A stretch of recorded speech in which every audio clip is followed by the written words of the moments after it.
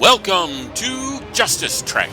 My name is Ted Kilvington, and this is an audio and video log that journeys through comic book history as I discuss individual comic book stories of Star Trek, the Justice Society, and the world's greatest superheroes, the Justice League of America.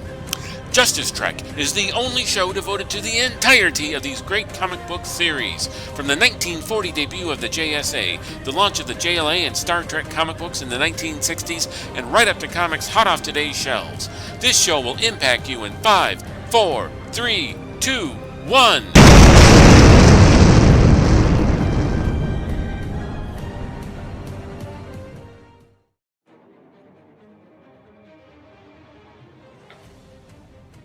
Hey everybody, my name is Ted Kilvington. Welcome to Justice Trek. This is episode 16 where I'll be covering Star Trek Klingons, published in 2022 by IDW. Also available for your viewing pleasure are previous shows such as episode 14 where I covered 1980's Star Trek number 5 from Marvel Comics, the very first Star Trek story ever written or published that was written by writer Mike W. Barr. In episode 50, where I covered 2022's The New Golden Age number 1 from DC Comics, featuring the Justice Society of America.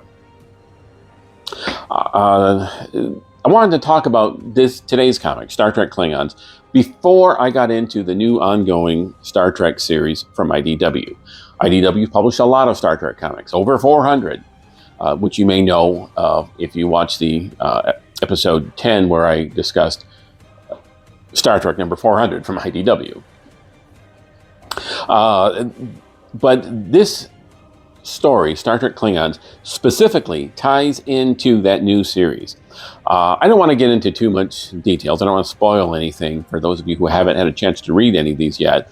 But this story has the same writer as the ongoing series, writers. That's Jackson Lanzing and Collin Kelly.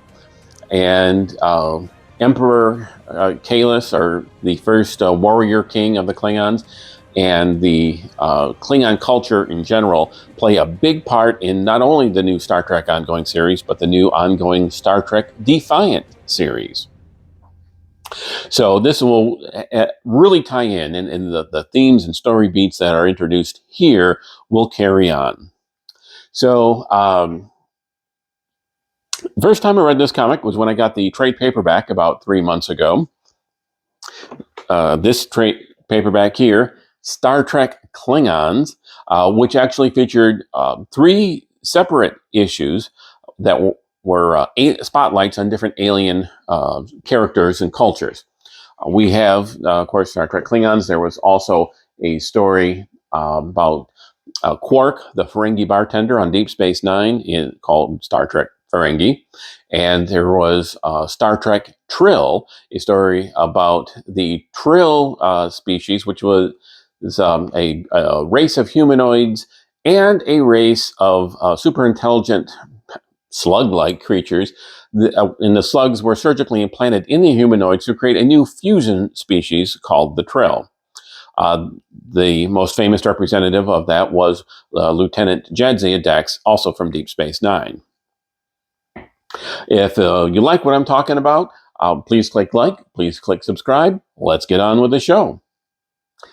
The Klingons first appeared in the original Star Trek series, Season 1, Episode 26, titled Errand of Mercy, which was broadcast on March 23rd, 1967. Kahless, the first warrior king and ruler of the Klingon Empire, first appeared on the original series, Season 3, Episode 22, The Savage Curtain, which was broadcast March 7th, 1969. Now, the Klingons on the original TV series and the animated series did not have the ridged head appearance that first debuted in Star Trek The Motion Picture, which was released on December 8th, 1979. This appearance with the Klingons has lasted to the present, with the recent appearance of Worf on the Star Trek Picard Season 3. And don't want to spoil it for you, but Worf, the classic Klingon look appears throughout season 3 of Picard. And personally, I want to say I prefer this appearance of the Klingons. They altered the way the Klingons were depicted in the Star Trek Discovery series, but from what I recently heard, Paramount has decided to go back to the Worf style Klingons, as opposed to, of course, the original series version or the Discovery version. I mean, it is a version that the Worf style is the one that lasted the longest, and that's the one that'll appear in this story. Now, 24th century Klingons used their ceremonial weapon, known as the Batleth, in personal combat. According to memory-alpha.com, Klingon mythology says that the first Batleth was forged by Kahless the Unforgettable in the 9th century. Kahless cut a lock of his hair and dropped it into the lava of a volcano, the Kristak volcano, then plunged the burning lock into the Lake of Luthor and twisted it into a blade. After forging the weapon, he used the weapon to fight the tyrant Molor, and then gave the weapon its name. The story was not recorded in public text, but was passed down via oral tradition by Klingon clerics as a test of Kahless' return. Now, personally, I don't think you could turn hair, even Klingon hair, into a metal blade, let alone a blade as large as a Batleth, but we'll talk more about that later. So, Star Trek Klingons, no number, was published by IDW on February 24th, 2022, with a $7.99 cover price. The 40-page story was simply titled Klingons, was written by Jackson Lanzing and Colin Kelly. Timothy Green II did the pencil and ink art. DC Alonso did the color art. Neil Uyatake did the lettering, and Heather Antos was the editor, and I apologize if I've mispronounced anyone's name. Now, I don't speak Klingon. I couldn't even find a decent translator so that I could input, my version of the synopsis, and then the translator, the text to speech, would translate it into Klingon. So what I'm going to be doing is I'm going to read my synopsis as I wrote it in English, but with what I think is the mannerism of a Klingon. This is the story of Kahless, the legendary warrior. Kahless, the first Klingon emperor. Kahless, the unforgettable. We first see Kahless as he fights with his younger brother Morath. Kahless kills Morath for honor. We see Kahless make his way through the harsh Klingon environment. He encounters a wild Klingon boar with multiple bony protrusions from its spine. Each wants to eat the other. They fight. They gain respect for each other as warriors. They become companions. Kahless arrives at his destination. He climbs the edge of an extinct volcano, carrying the boar on his back. At the top, he sees 3 villages inside the crater, each separated from the other by a crevasse. The 3 villages are only connected by a single bridge. It is the 3-turn bridge. Kahless presents himself to the leader of each of the 3 villages. Each leader demands his loyalty. Each leader wants a pledge to their gods. But Kahless does not believe in gods. He challenges each leader with a new word. The word is honor. Kahless finds himself in the center of the 3-turn bridge. A group of warriors from each village approach Kahless from their corners. Kahless grips the weapon he has invented. It is a bat'leth. The other warriors charge him wielding swords, axes, scimitars, and spears. The other warriors fall before the bat'leth of Kahless. With two of the village leaders dead, the third, known as Gohrat, wields an axe in each hand as he prepares to fight Kahless to the death. Kahless is victorious. Just then, fire rips down from the sky. It is a starship. Kahless yells out a challenge to the starship. The starship leaves. The members of all three villages pledge their allegiance to Kahless. Kahless recalls how his father raised him to become a warrior. A villager asks Kahless if the bloodshed was vengeance. Kahless says no. It was honor and nothing more. Ooh.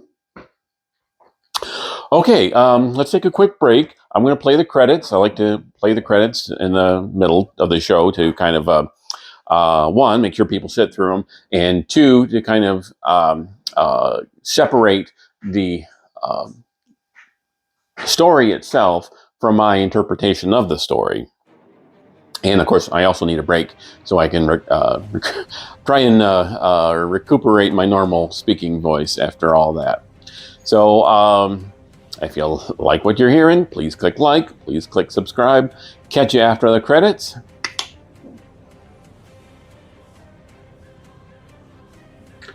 If you have questions or comments, please feel free to send them to me on Twitter under the handle @JusticeTrek or via email at thejusticetrek@gmail.com. Be sure to include the word "the" at the beginning of the email address.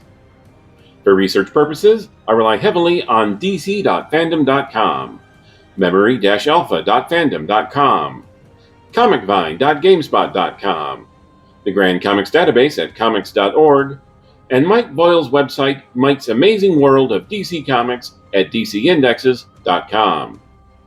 The opinions expressed are solely those of the host and any participants. This podcast is not a commercial enterprise and does not make any money. All copyrights are held by their respective owners. The opening sequence was animated by Craig Smith of Phoenix Studios. The opening music is Dragon Slayer by the Makai Symphony. All music used is either public domain and or not protected by copyright. Under Section 107 of the Copyright Act of 1976, allowance is made for fair use for purposes such as criticism, comments, news reporting, teaching, scholarship, and research. Fair use is a use permitted by copyright statute that might otherwise be infringing. Nonprofit, educational, or personal use tips the balance in favor of fair use.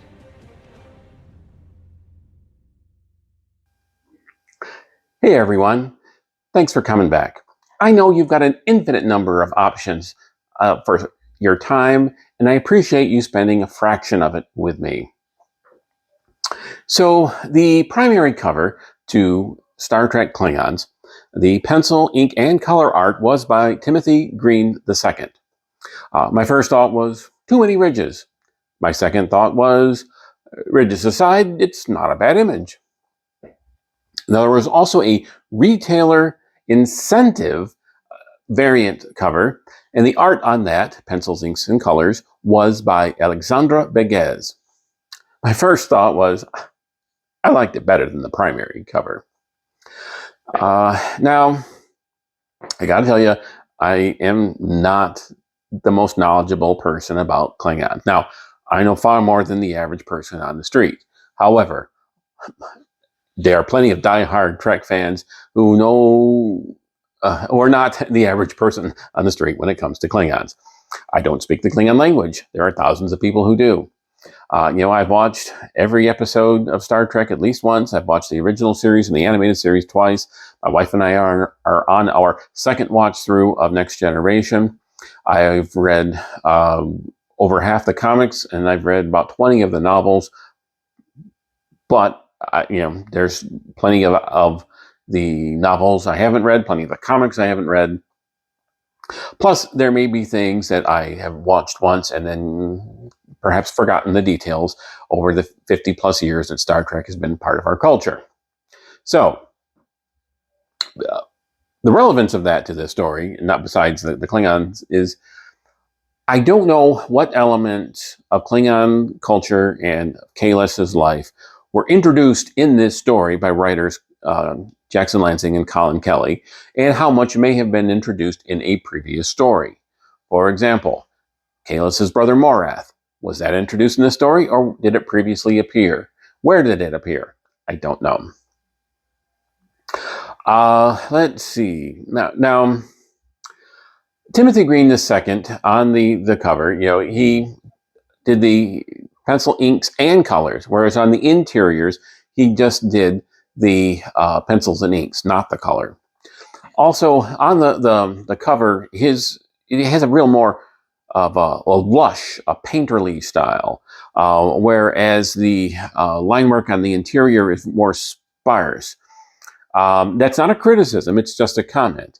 It's obviously it's well known in comics that artists spend more time on cover art than they do on a single interior page.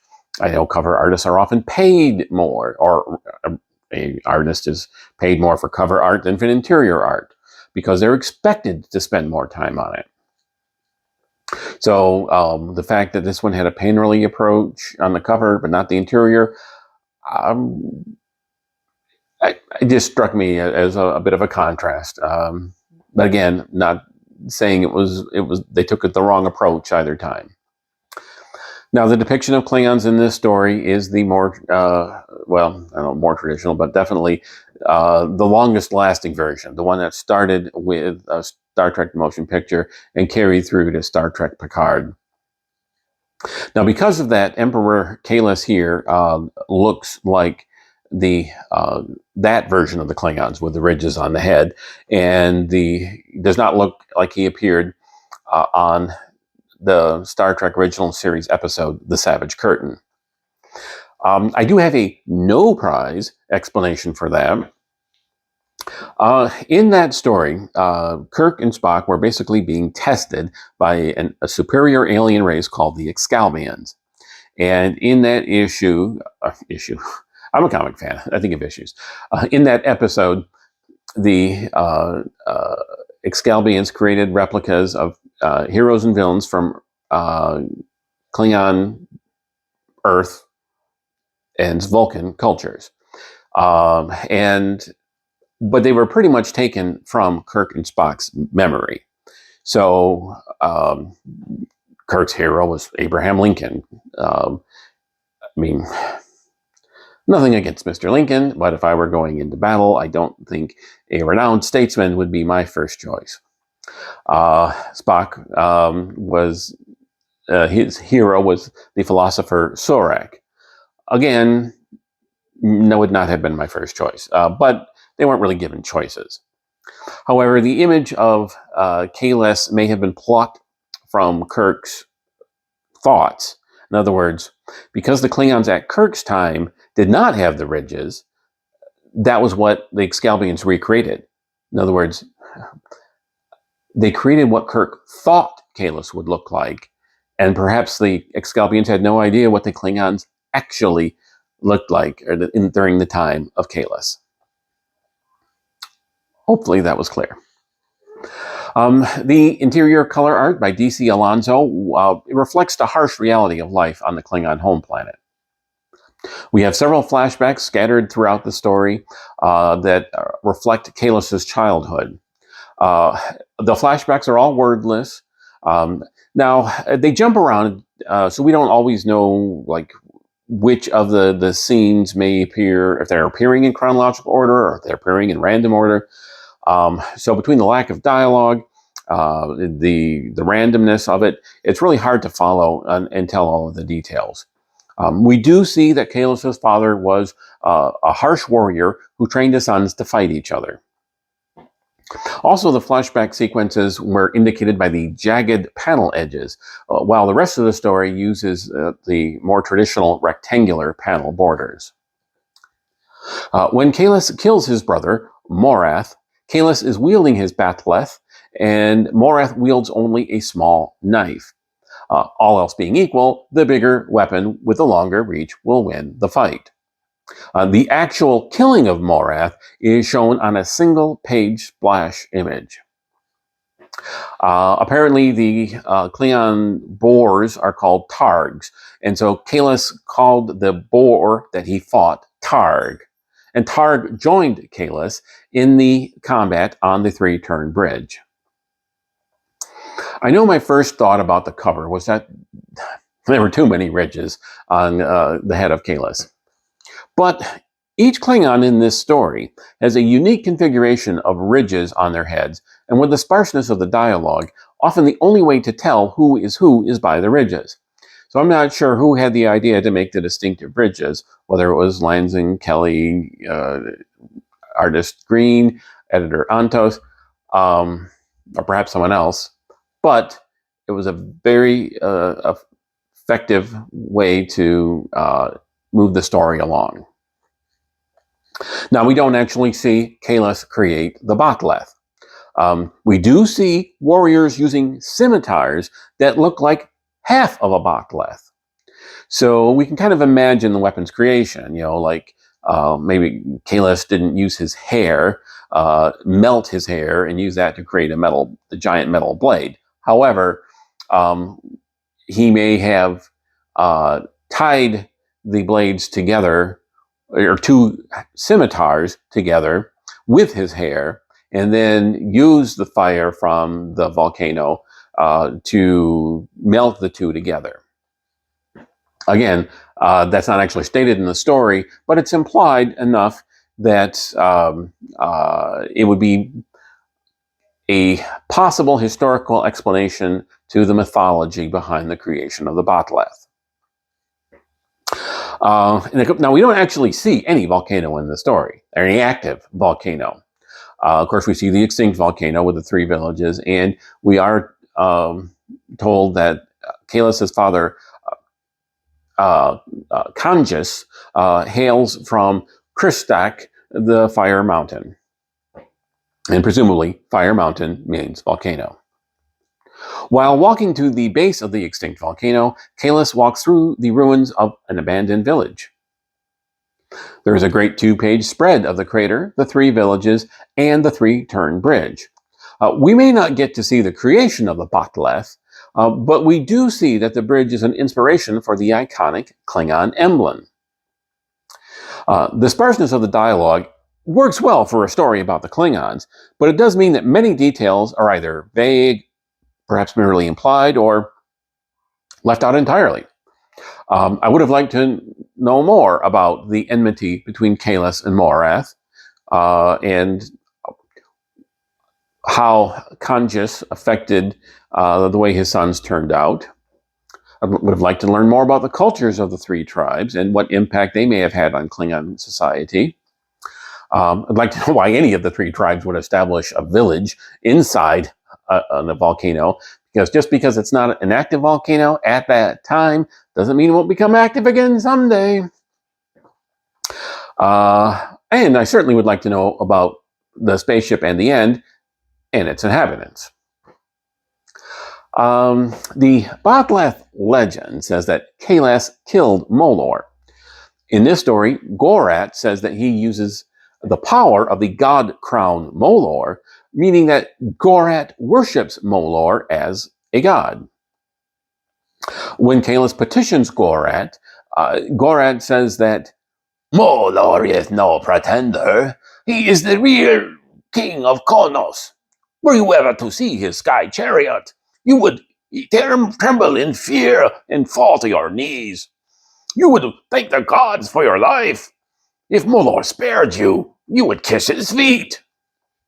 And then Kahless replies, I do not believe in gods, and I do not believe in masters.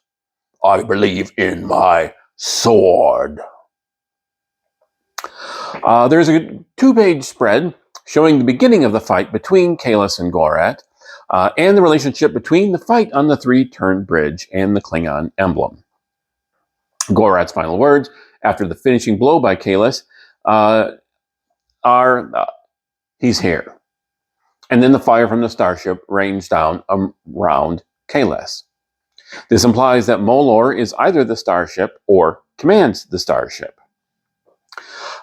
In some stories, it was said that the Klingons did not actually develop the advanced technology that they used during the time of Star Trek, Kirk and Picard and Worf. It could be that they acquired the technology from the race of Molor. Again, we don't know if Molor was the ship, the commander of the ship, or the culture. It has been said before that the Klingons killed the gods that created them, and thus having Molor be part of those same aliens from whom the Klingons stole their technology would fit. So what they're trying to imply is, as is previously suggested, Klingons got their technology from an alien race that visited their planet, and Klingon killed their gods. So the story is trying to tie that together and say that the Klingons were visited by aliens whom they worshipped as gods. And Kahless found a way to unite the Klingons and lead them in rebellion against these alien visitors and steal their technology, thus killing their gods. Again, just like with the Bat'leth, it gives a historical explanation for the Klingon mythology. Now, because it's only implied, you can take it either way. So if you say, no, that's not how the mythology says it went. Okay, well, they're not actually saying it went that way. They're merely offering up a possibility. I'd like to thank you very much for sticking around this far, and I'd like to remind you that my previous episodes are available for your viewing pleasure. These include episodes 14, where I discussed 1980 Star Trek number 5 from Marvel Comics, episode 15, where I discussed the New Golden Age number 1 from 2022, featuring the Justice Society of America. Please stick around for my next episodes, where I'll be covering the 1960 Brave and the Bold number 29, the second ever appearance of the Justice League of America. And please join me for the following episode, where I will cover Star Trek number 6 from Marvel Comics in 1980. So, please click like, please click subscribe, and keep on Justice Trekking.